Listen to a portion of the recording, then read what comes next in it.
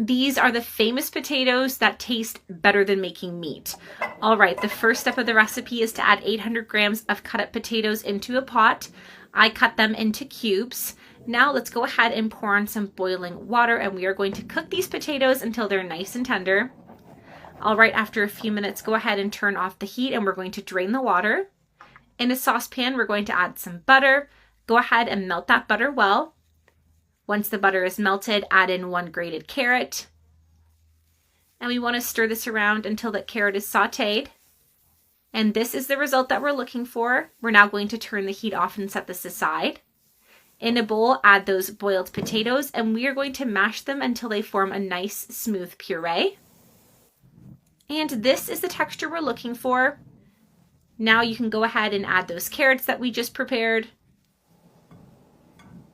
We're also going to need 150 grams of grated mozzarella cheese, some parsley to taste, and go ahead and mix everything together. This potato recipe is perfect. Once you've finished mixing, this is what we want it to look like. These potatoes are so perfect. Now just scoop out a small amount of dough with a spoon and shape it into a small dumpling shape. We're just going to put that on a plate while we prepare the rest of the potatoes. This step is super simple, super easy. Now, if you prefer, you can wait for the potatoes to cool down so you don't burn yourself. Told you, this was so easy to make. I love doing this step. It's so relaxing. All right, when we finish preparing our potatoes, we're going to go ahead and add 2 eggs into a bowl. I'm also going to add 2 tablespoons of yogurt, along with 3 tablespoons of flour. Go ahead and mix everything together until it's well combined. And we're going to use this mixture to bread our potatoes. All right, after mixing, we're going to go ahead and dunk our potatoes into this mixture just like this. Spread it around like this, but do it nice and careful. And just finish this process with all the potatoes. And the last step is to fry. Fry the potatoes in a pan with oil. These are going to be so good. I cannot wait to try them.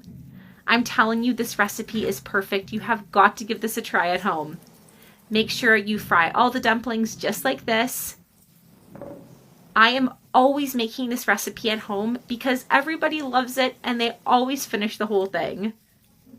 This recipe is simple and the flavors are just so perfect. Now I went ahead and added several dumplings to my pan. We want to let these fry on one side, and then when they're done frying on one side, we're going to turn them over. I'm just going to use 2 forks to help me. These have been going for a few minutes already. Oh, my mouth is watering. Look how crispy these are. You've got to try this at home. You won't regret it. All right, let's let these cook on the other side. And after just a few minutes, our recipe is ready. Let's go ahead and turn the heat off and serve these on a plate. I just put a paper towel down just to soak up any excess oil. And that is it. We have to try these. Look how good they look. Get your family together and enjoy.